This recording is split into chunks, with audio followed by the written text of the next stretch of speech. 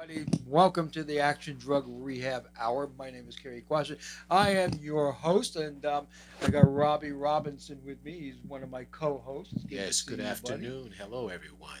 We are expecting Austin Dave and Joe Messina. They should be rolling in here any moment. But until then, you know what? I was just looking at. First of all, we did a really cool thing at the Oh church no, the other you, day. you, no, No, you we did it. did. Okay, So, thank and a you. special thanks to Dan Broyles Oh yes. in Valencia Oh Hills yeah. Church because we were able to talk to the audience about fentanyl and all kinds of drugs. That's And I correct. think it was terrific. What do you think? I think it was very good. It was very informative. Dan, both of you guys did a really good job. Expect really talking about the things that are really going on in the community. We had a large turnout. I think we had about Over 200. Over 200, 200 people yes, showed up. and we should have had standing room only because the emphasis is there are a lot of people are dying from this drug, so more people needed to be there to hear what's going on. So No, exactly. You know, I'm looking at my phone this morning, and you know how I always say that every time I look at my phone, there's people dying. that's true. This is actually, check this out. This is from another counselor that I know that just posted this today. And here's what she posted. I've heard of 3 people passing away in the last 7 days. This is really sad. I am so sick of what's going on. My Facebook and seeing the rest in peace. Please, if anybody's suffering, reach out to someone. I mean, it's the same thing I see. Yes, I mean, literally, I'm not exaggerating in no matter shape or form, but every freaking time I go on my Facebook, there's 2 or 3 people sending me a text message of somebody who died. yes, And it's just like I just posted over at her thing. It's not if you're going to die, you will. it's when you're going to die. That's right. Because fentanyl, and I don't want to beat a dead horse, but fentanyl's in everything right now. Yes, it is. And not only that, there are people who feel that it won't happen to them. And we know the effects, we know what happens when people are using fentanyl. And, But you know what, Robbie? They're not buying fentanyl. What are they buying? they're buying other drugs laced with fentanyl. Lookalike drugs. That's right. It's fentanyl. What you got to know is it's in everything right now. And I keep saying this: if you are recreationally using drugs or experimenting with drugs today, anything but pot, you are going to probably end up losing your life. Correct. It's in cocaine. Yes. It's in methamphetamines. It's in crystal meth. Same thing. Yes. It's in Vicodin. It's And, in Percocet. It's and in Oxy. It's in everything you buy right now. You're buying fentanyl. that's right. And you're gambling with your freaking life every single time you do it. I know that Friday I heard a 911 call of somebody that was overdosed right here in Santa Clarita and wasn't breathing. And I'm pretty sure I know what the outcome of that call Of was. course. And it chokes the life out of you. And you heard me say there, a lot of people feel that there's no consequence. I'll use it. Oh, I'm okay. I can control it. You can't control it. It is a drug that takes your life slowly and fast, fast, quick. And next thing you know, you're dying. And the great thing about what you're doing, we're informing people of what is out here and xylazine and all these other things. And people are using these drugs even though they know that it can harm them. So if there's a great drug out there. It's called Narcan, and it saves lives, but it only saves lives if you're overdosing from opiates. Yes. So what they're doing now is they're mixing fentanyl with xylazine, Mm, and what xylazine is, it's an animal tranquilizer. It's not an opiate, but it mirrors an opiate, yes. meaning it drops your blood pressure, it slows down your breathing, it slows down your heartbeat. Same things that fentanyl does. So if you're using something that is cut with both fentanyl and xylazine, you're doubling your risk of having an overdose. The sad and scary thing about it is Narcan is only going to work on the opiate part. Yes. So it's xylazine's immune to it. So chances of the Narcan saving a life now becomes a lot less when it's cut with that. Xylazine is in 48 states, Mm. including California. So it's in a lot of the drugs today, and some of the reason because it enhances the high. So more people want to get more drugs. Yes. So it's just like if it went from bad to even worse right Well, now. I remember when I was an officer and I was dealing with, of course, cocaine, marijuana, and then they had PCP. Remember those And I days? saw the effects of people on PCP. I mean, they would say it the Superman drug. And then as time went on, You they know would why call they said that? Because PCP, what it does is what you don't feel feel. You don't pain. feel You don't anything. feel anything. So you people have human strength because they don't feel the pain when they start pushing. And I remember a guy running from us. He was on top, on a second floor, and he jumped out of the window. And when he jumped out of the window, my partner said, "You don't have to. We don't have to run. We'll find him. We'll see him again." 2, 3 weeks later, we sure did, and we saw that he was limping and walking. He said, "He's not going to run. We can get him now." So the thing is, these drugs take effect on people, and they have no idea the after effects. They're living for the moment, but the moment will take your life. And as you said, it's Russian roulette. And one thing that we've been talking about a lot is a lot of the kids, they'll do it in their room. The parents come in, find out they're dead in the room or under the influence in the room. And because at times they don't have Narcan, they don't know what to do. And even if they do have Narcan, it's too late. Yes, yes, it is. The saddest thing is I want everybody to kind of listen to this real closely. We've had over 100,000 overdose deaths. That's accidental. Why don't we add that's confirmed? How about if we add the ones that are not confirmed overdoses yet? What do you think? The number doubles?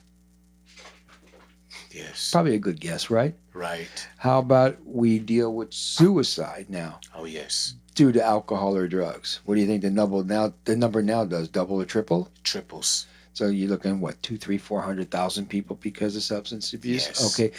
What about domestic violence? What about child molestations? Yes. What about bank robberies, car crashes, and health issues? What do you think now the largest crisis is that we have, the largest epidemic we have right now? What do you think it really is? Go ahead. It looks like it's drug addiction and Yes, stuff. it is. Actually, I won't even say addiction. How about just drug usage? Yes. Because it's in everything, and it's the cause of. Imagine if they took all the drugs off the streets, just took them away. No more drugs, no more alcohol. What do you think would happen? Prisons would be what? Would definitely be filled up. They'll be empty if they took all the Oh, drugs yeah. away. Take it all the way. Yes. They would be, because 90% of people in jails are what? They're because of Drug addiction. drug addiction, alcoholism, or something like that, right? Correct. So if we took it all away, things would be a whole lot different. There would be no drug driving deaths, would there? That's true. That's true. There would be no suicides due to alcohol or drugs. There would be no overdoses. Robberies would be cut way down. Oh, yes. Domestic violence would pretty much, hopefully, vanish. We're talking about what would happen if alcohol and drugs was taken away right now. If there were none. And we're also talking about the largest epidemic is what? Because here's the way I look at it. Austin Dave just joined us. Yay. Yes. Which we kind of figured he'd be running about 15 minutes late. That's about normal. Parking is very interesting here. I know, I had a struggle too. But if you look at, we were just saying, okay, over 100,000 confirmed deaths, right? What about unconfirmed? Things that aren't confirmed now. What about suicides due to alcohol or drugs? What about domestic violence, child molestations, car crashes, armed robberies, murders, all that kind of stuff? What do you think the real epidemic is right now? I mean, you look at that though. Like, I have the opportunity to take an aside for a second as I just walk in. Already steering things. I went to the graduation for Saugus High School. Congratulations to the class of 2023. Yeah. And we were expecting there to be 2 chairs for both of the students who died during the tragic shooting in November of 2019. there were 3 chairs. Hmm. And I thought to myself, that's interesting. There's a 3rd chair.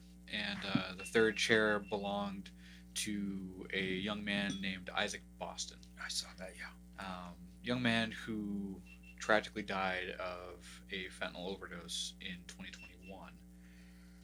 And I thought to myself, how, of all people in the community, how did I not know that?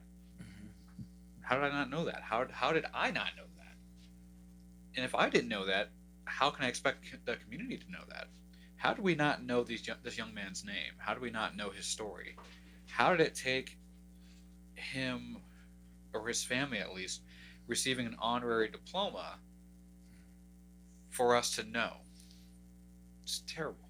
How did it take us, getting to the point where this young man was supposed to graduate, supposed to become something for himself, supposed to, get to that point where he was going to make something of himself, but didn't.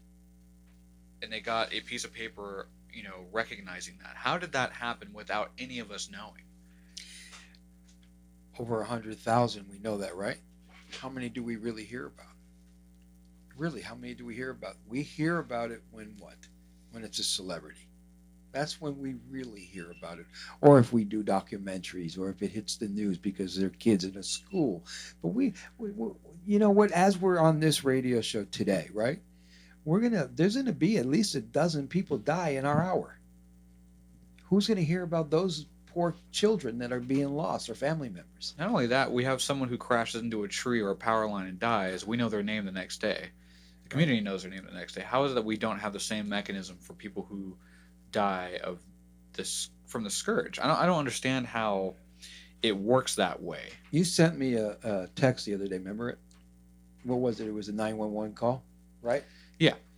And on that, I drove by the house. Yeah. And the sheriff was there all day. Yeah. That can't be good. And it was someone who found their loved one dead. And I believe it was a woman who found her son dead. And that's, as you've always said, that's how it always happens. In his bedroom. Yeah. And as Jaime Puerta has said before, a father who has also lost his son in the same manner.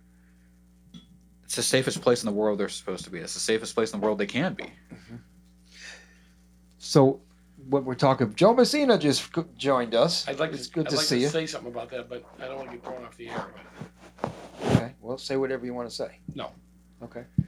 Well, thank you for having me. Joe and I rode in the same Uber. Did you? I got here a few minutes before you, Joe. So don't we know anybody can do something about the traffic in this town? I'm telling you, the parking, You have the no traffic. pull? You think I would know that there's traffic and no parking? So for people who don't know, and I think everybody knows Austin Dave, he's the man up here. If you want news, he's the guy, right? He's been around forever. He's been around forever, and he does some unbelievably great stuff. He does. Together, we do some great documentaries, which one is getting ready to be released. We'll talk about soon. But he sent me a text the other day, Joe. And on that text, it was somebody that found their child not breathing in the bedroom from an overdose. Right here in Santa Clarita. Right. And Santa Clarita. And I drove by the house hours later, and the sheriff was still there.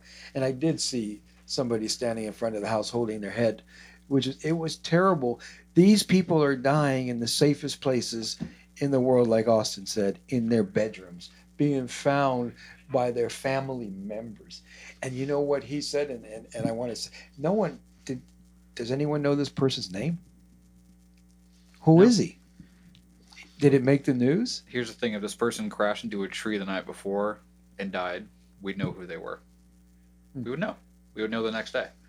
We don't have the same mechanism for those who die from fentanyl poisonings. We don't. And I don't, for the life of me, I have no idea why. I don't know who this guy was. I do know the address because I drove by, like I said, and I saw what I saw. And I'm taking it for granted in my own mind that if the sheriff was there 5 hours later, the results were not good. It was very serious. And listening to the tape that you sent me, 911 was on their way because he was not breathing and overdosed. It was cold and gray, and it's like, that's not how someone should find their loved one. You know, you should find them in the most successful part of their life, at their peak, doing good in the community, living up to their full potential, not, having to walk across the graduation stage because they're no longer there. We're talking You about know. the 3 chairs that were at the graduation the other Saugus? day. Yeah, Yeah. 3 Those- chairs. Those were the shooting victims from Saugus High School. 2 of them was. 2, yeah. One of them was. A victim of a drug overdose in 2021. Wow. And you talk about, it's interesting because I posted a video about, I went, I was invited by the families of those who died at the Saugus shooting. And I came in and, expecting 2 chairs. And there was a 3rd chair and couldn't figure out what was going on. And they explained to me, what had happened to this 3rd person. I'm like, how do we not know that? As a community, how do we not know that someone cannot be what they were supposed to be, live out to their full potential? How do we not know that? I listened to this guy. I'll tell you how we not know that. Because we don't spend time with our kids, right? We've got people that have 2 jobs, and I'm not beating on people that work, outside the valley, but you've got moms and dads that aren't here. They don't know what's going on. They don't know what's going on with their kids, the school. I can tell you the Heart District, I believe, and not because I'm on the board, and we're constantly reaching out to parents. Watch out for this, memo for that, and notice about this. You get nothing. You get no response. And it's hard. It's actually heartbreaking because then some parents will show up and say, "Why didn't you let us know?" And I've got to be a good boy up there when I want to look at it and say, "Why don't you check your texts? Why don't you check your emails? When you get something from the school, it isn't always about your child did something wrong. It's, hey, we're seeing this. Can you check your kids this or sit down with your child to talk about that?" I guess we could, let's go there for a minute. There's such a disconnect. Yeah. When it comes to children and families. Mm-hmm. If you think about 25 years ago, I know it's crazy. But 25 years ago, families were a lot different. First of all, we didn't have these things. So, not that these are bad. They but can be. They can be, exactly. But little Johnny would go to school. In most homes, he'd come home to milk and cookies and a mommy. These days, if there's even a mom and dad living together, if they are, probably both at work and or in their own little worlds. So little Johnny, what's the last thing a kid does? And I say this all the time. Last thing a 14-year-old kid does before they go to sleep, Austin, what is it? They check their phone. They say goodnight in person to their friends, right? What's the first thing little Johnny does when he wakes up, Joe? Oh, picks up a smartphone. Picks up his smartphone and says good morning to his friends. I'll see you at school. Then he goes where? To school. Who's there waiting for him, Robbie? His friends. So let me see if I got this right. He goes to sleep with his friends, right? He wakes up to his friends, and he goes to school with his friends. School's how many hours? What, 8? 6 to 8. 6 to 8. You're the president of the board of school. No, not anymore. No, Oh, you so blame you're on the somebody board. else. Okay. I'm on the board though. All right, so how long is school? No, but if you think about it, they're there at 8:45, but they get dropped off early because mom and dad somebody had got to go to work, so they drop the kids off early. They hang out in the quad, and exchanging information and food maybe. And some of them are, they're go by the school at 2:30, 3 o'clock in the afternoon. They're still hanging out there. And if you're in sports or an after school activity, you're right. You're there. You could be there up to 10 hours a day. Here's the thing, though. Like, we have families in Santa Clarita who will buy a $100,000 vehicle, right? Mm-hmm. They'll do all the research it takes. Don't drive over dirt roads. Don't do this. Don't do that. Here's the best all-weather floor mats. Here's the best wash plan. They'll look into every little thing about this car, right? What not to give it. Don't give it 87 octane. But when it comes to their kids, who arguably worth more than $100,000, right? Yeah.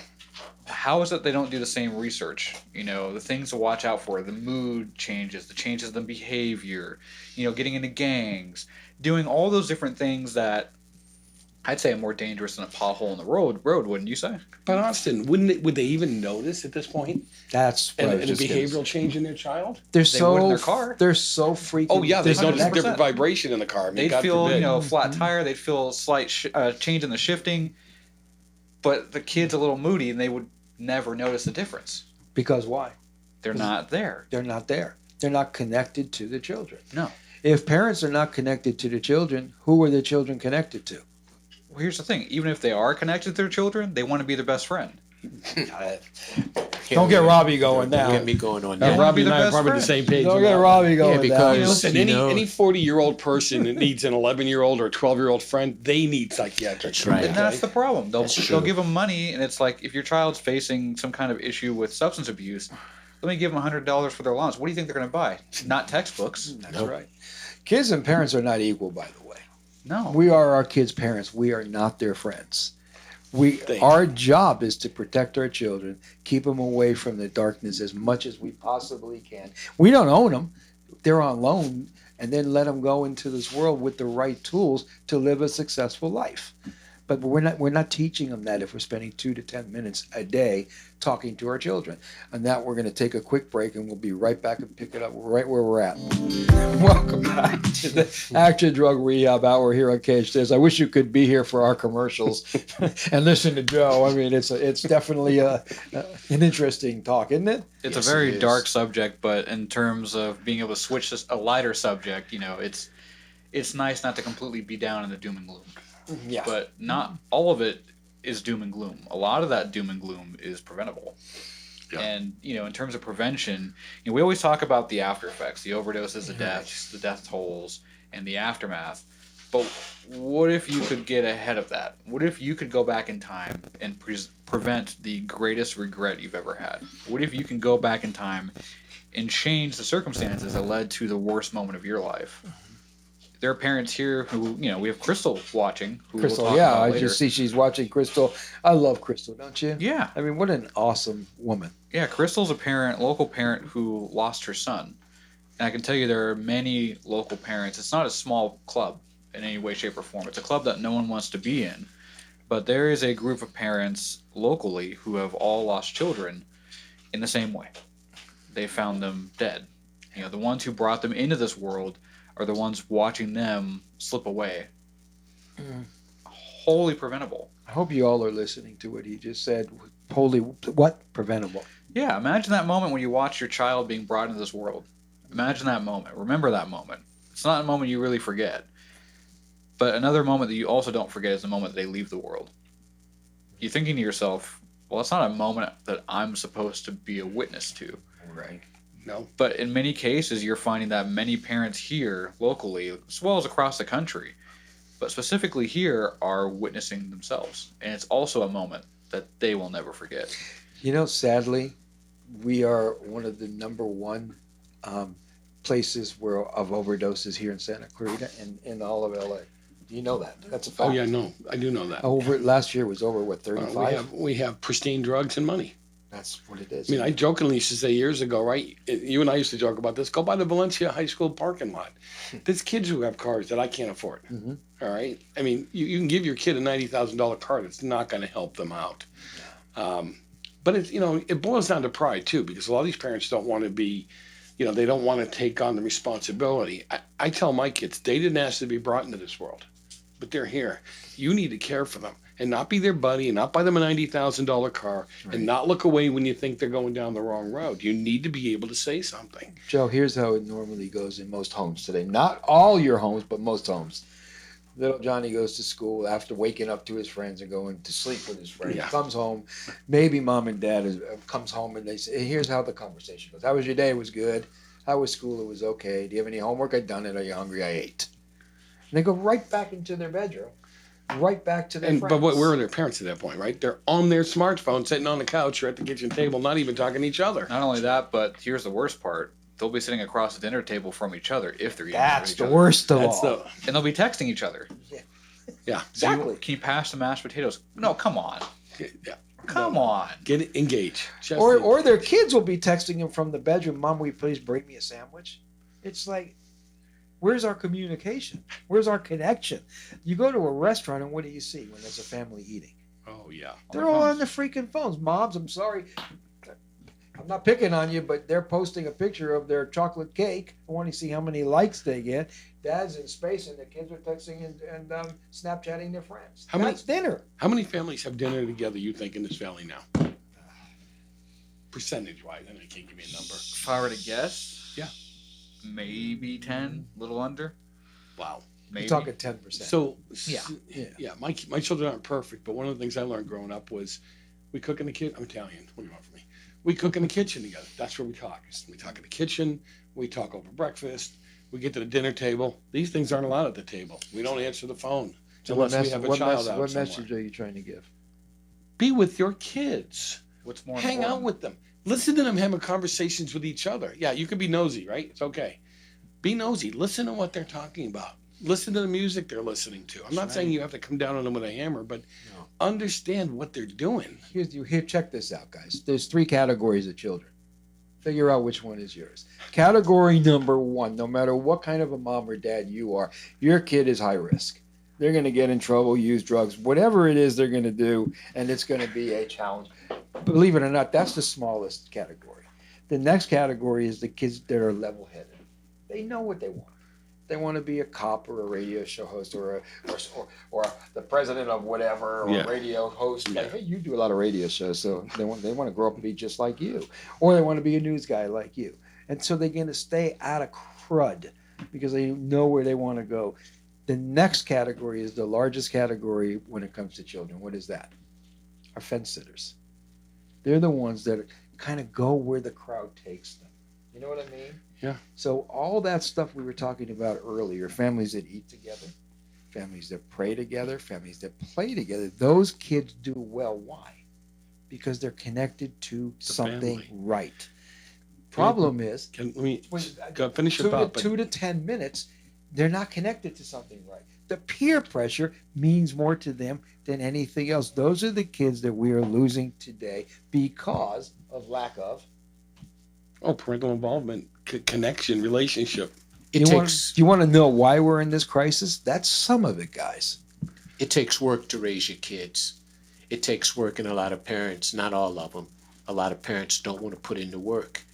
You don't want to put in the work I don't know to if know it's. who I don't know if you're- it's don't want to. Some of them I don't. think they're just Some of them oblivious. are Afraid, overwhelmed. don't know how. Some of the, yeah, that's true. Some of them, there are several categories. There are those who don't really want to put in the work because they're so involved in their own life.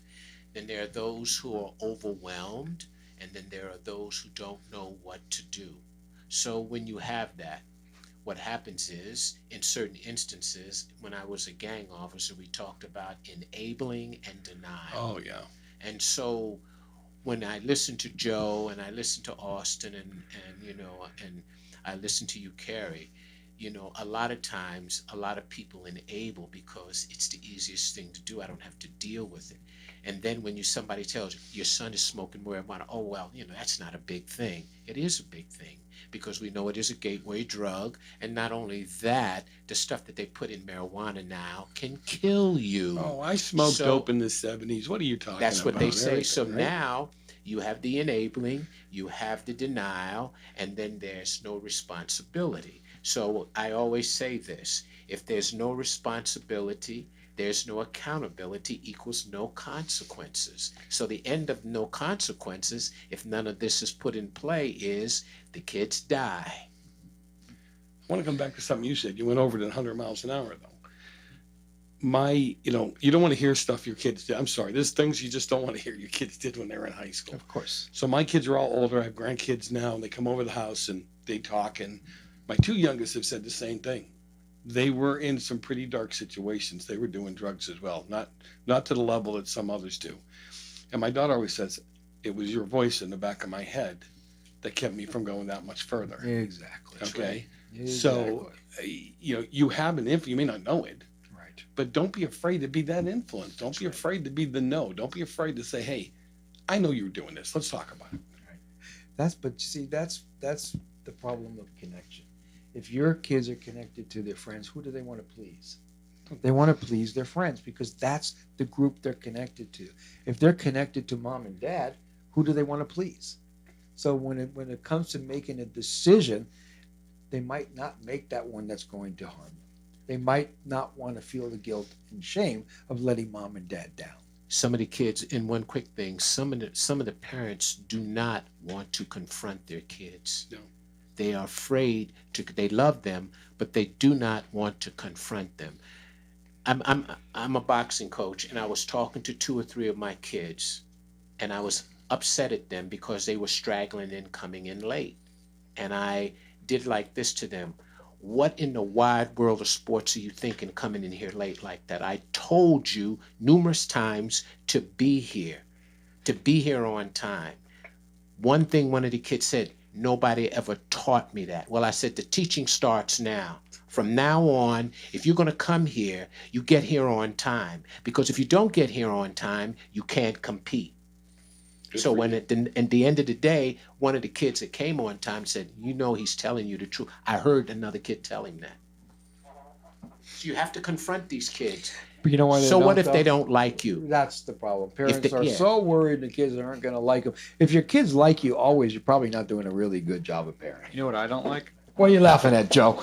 I used to say, you're going to laugh at me, but I used to say, if I didn't hear one of them say, I hate you at least once a week, I wasn't doing the job. That's right. You know what I, Because we're not their friends. No. We're their parents. you know what I don't like? Huh. Summer just started. I know. I know. Oh, yeah, for you, that's going to be tough. No, there's no school. That's right. There's no school. There's no that second place. They're at home, but the second place they're at most school. Yes. Teachers, administrators. Yep. Now it's what are they doing? Parents are still at work. And the kids are what? Partying more. And if That's you're, for sure. If you're a parent listening right now, I want you to ask yourself: do you know what your child is doing That's at this right. very moment? Do you know what their last few assignments were before they left school? Mm. Do you know who their friends are? Do you know where their friends live? Do you know their friends' names? Do you have contact information? Do you have any of those things? Have you ever met their friends? And if you're saying no to any one of those things, that honestly, as many times as I've seen this all take place, where a parent loses a child, they've said no also to many of those things. Right. If you said no to more than one of those things, where you don't know who your child's friend is, you don't know their name, you don't know where they live, you've never met their parents, they've never been to your house, your child's hanging out with this person, 8-10 hours a week, and you've never met them, where are they right now? What are they doing? And it's hard enough. Think about it. I mean, I know Jaime, okay, and I know Crystal, and I know both of them were great parents. Yeah. And I know both of them did everything right. Mm-hmm. They did what they needed to do. They took them. They went to make sure they were in school. They hung out with them. They took them. If they needed treatment, they got them counseling and therapy. It's still a deadly game out there. Yeah. So, and that's the catch. You can be the perfect parent in the world, and children will still hide The things. influence. The school is out. I have about 5 or 6 students that I'm training. I teach the kids for free. They're supposed to meet me out in the park in the evening, and I'm going to hold them accountable. They meet me at 5 o'clock. They're doing their running, their conditioning, and they have a fight. I want to tell you something. You're great. No, I'm okay. I want you to talk to parents. What do you want them to do? I want them to become more involved with their kids, like Joe, like Austin, and like you're saying. I'm in the park out there at Heritage Park today, 5 o'clock. I'm going to keep the kids for 2 hours, and then I'm going to try to meet with them another time. And Austin, you were talking about the school, so I'm going to meet them today. I was going to meet them tomorrow, but my birthday's tomorrow. I'm going to take off. I'm going to meet them. Thank you. You know what? Doesn't he look great for 78? I'm okay. Thank you. You look great for 78. Thank you. Yeah. Happy birthday. So I'm going to try to meet at least 2 to 3 times a week because I'm giving them a purpose. They're looking forward to competing. So now we have a purpose. And that's what I'm trying to teach the kids. Not everybody's going to be a world champion fighter, but I'm giving them a purpose, something to look forward to. Do you know that's what it is? Do you know that's why we have so many people relapse? Yeah. Because they have no purpose. And that's the thing. You look at the reasons why, and that's the thing, we don't ever talk about it. We do. But as a society, we never talk about the reasons why. We look at people like they're zombies, that they're homeless or this, but we never ask ourselves, how did they get there? Not only that, but why did they get there? They don't just wake up in the morning, like you said. They don't wake up in the morning and go, ooh, 5 a.m.? You know what? I think I want to do drugs today. That sounds like a great idea. Let me just go do that. Or they're not just walking down the street and they look up into the sky and a bong smalls into their hands and says, smoke me. It's all mental health. Like they're trying to self-medicate. It's like when you have an ache or a pain, you have a pain in your what do? You take some Tylenol, you take some Advil, right? It's kind of the same thing, except you don't see the pain. It's hiding up here. Right. Where they You know- don't have a purpose. They don't You know feel what like they're scares doing the kids There the you go. most? You know what Mhm. scares kids most today? failing. Failing, not knowing. Well, even worse, if there's a child that is in school and they're struggling, they're getting high already, they're starting to fail in grades. When they're lying in bed at night, they're in almost panic mode Yeah, they are. because they don't know what they're going to do or how they're going to buy a house and get a job and what they're going to do and how are they going to raise a family. I mean, all those thoughts come into their mind. So if they're already have no way to get there, they don't know about a purpose and they're getting loaded, they're going to use more drugs. So You do cover that pain. What changed, Cary? We have those same things. I have these conversations on my show a lot where I say, what really changed? I was worried about having to take care of a family. I was worried about how I was going to get a house. I had no college degree. I mean, it was electrical. Right. What changed? Is Everything changed. it parenting techniques? Is it Everything. Not only that, society? there's a Everything couple of changed. things. The invisible need to reach a limit that you didn't set for yourself. What I mean by that is you go on Instagram all day, you see, wow, that's how my house should look, or this is how my life should look, or this is what car I should drive, or X, Y, and Z. Envy, Yeah. basically. Envy. And you set this bar for yourself and you put it yay high and you have to strive to do that. And by the time you realize that you can't do it, you've kind of messed up in every other arena. Right. Trying to focus on achieving that one thing that was never really in your But Austin, path. have we taught our kids that everything's done in steps, right? I went from living in a room at my mom's house to getting a crappy little apartment that I could barely afford, work at Burger King and McDonald's. I worked Burger King nights, McDonald's during the day.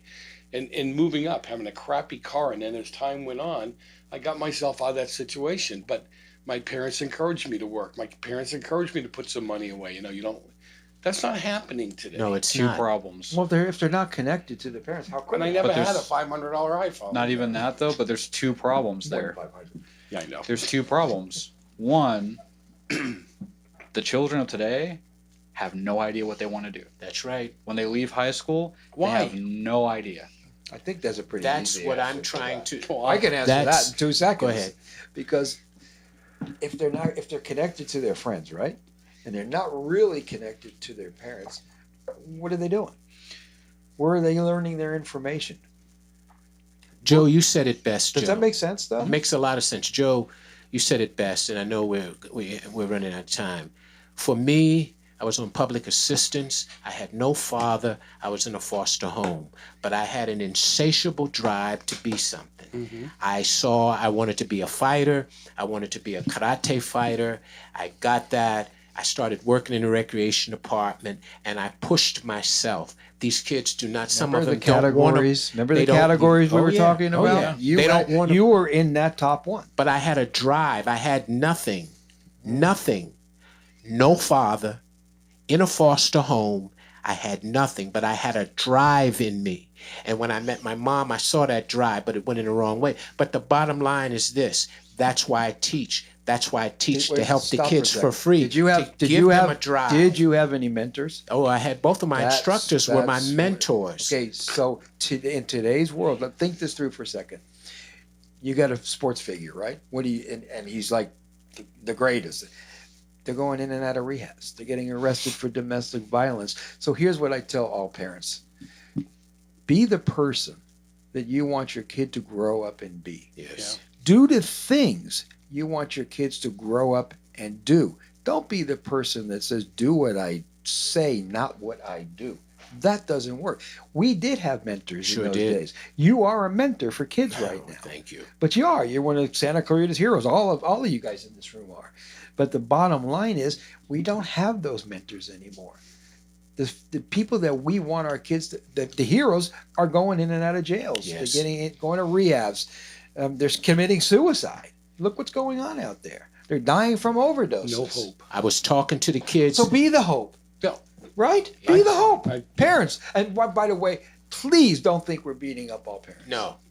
We No. are by no means doing No. that. And we know that you guys love your kids. And most of you are great parents. And even if you're not spending enough time with your kids, you still love them. And it's never, ever too late to be around, to be there. I've been in my house 21 years. I don't see the need to move from Saugus to Valencia to wherever to whatever, go from 2,200 square feet to 9,000 square feet. Okay.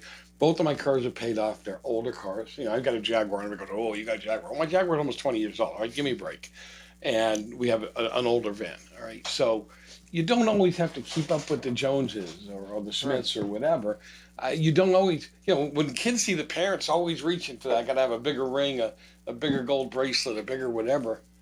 They think that's what they're supposed to do. There's no contentment where you're at. My son was joking with me. Our dining room table is 28 years old. He goes, "When are you going to get rid of it?" I said, "Still holds food. What's the problem?" Go ahead. What do you think kids crave the most? Attention, affirmation, acceptance. I'm seeing it at the high school levels. Exactly. Like, I think he wants us to take a break. What do you think? I think you should blow off the commercials and let us go. Yeah, I'm telling you, this is Action Drug Rehab. We'll be right back. Welcome back to the Action Drug Rehab Hour here on KHTS. We got, to my right, Joe Messina. He's on the board for Hart School District. And, all the junior high schools and high schools in the Valley. Yeah. Tell us about your shows you do. I know you do. Oh, God. I've been on them. You're trying to get me in trouble. Just did. Well, I do a nightly 3-hour national show. Right. And we talk about politics and social issues. And all the stuff that I'm going to say is that you don't really hear normally on a radio show because we were talking about parents and such. People want to skirt all these issues. I bring on teen counselors, teen psychiatrists to talk about, what's going on today and why the kids are in the mess they're in. Right. And how do they watch you? Just go to joemessina.com. It's all there. Perfect. And then we got Robbie Robinson. He's what a great guy, huh? I'm okay. He's with the Sheriff's Department, and he is an intervention specialist. And he goes out into homes and tries to get people help when they need it. This guy's got a great background. I know being he able to does. talk to him and see him speak to different people, and taking his background in law enforcement and whatnot, and taking it and trying to save the youth it's incredible to watch. And isn't it? Yeah. And then we have Austin Dave. I'm going to let you introduce Austin Dave. There's Austin Dave over there. There's him right there. Hi, Joe. He's on the far left, but not really. But Dang. If you want to know what's going on in Santa Clarita, seriously, Austin Dave. Right. And man, I've been watching you for years. You know that. You and I've talked over the years, and the video that you've done, the reporting that you've done, it's been fantastic. And if you're not following him on Instagram and something wrong Facebook, with you. there's something wrong with you. Yeah. That's Austin Dave. But I can tell you a lot of that's a product of what I had here. I focused on school. I focused on, school at Golden Valley High School, at College of the Canyons, and I had a method behind me that, didn't let me fall. I was able to go to school and have a safe haven for me to learn. I was able to go to college and had a safe haven for me to learn. And I had a purpose, Right. And right now my purpose is telling the story of people who don't have a voice. Yes. Parents who feel like their voice has been stolen from them. Yeah.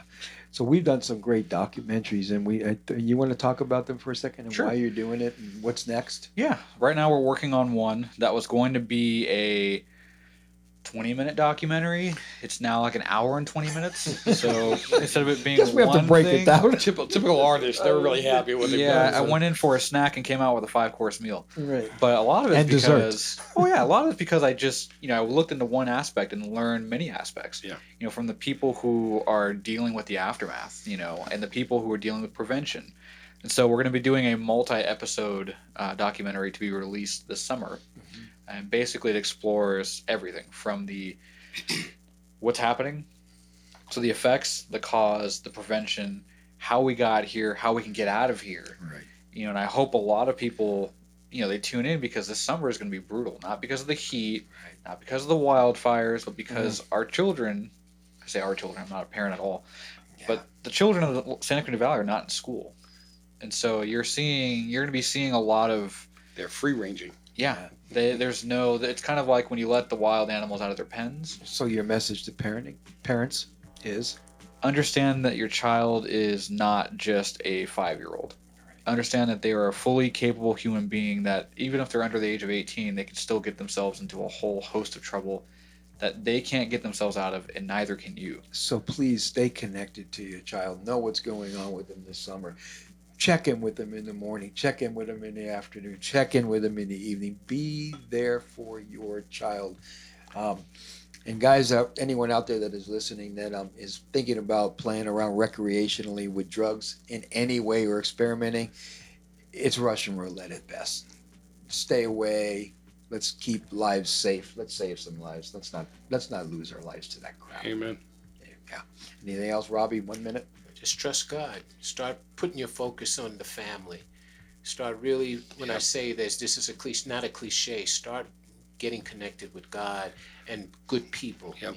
You have not because you ask not. Joe, 30 seconds. I can't say anything else. That's right. Get reconnected with the family. Parents, don't wait for the kids to connect to you.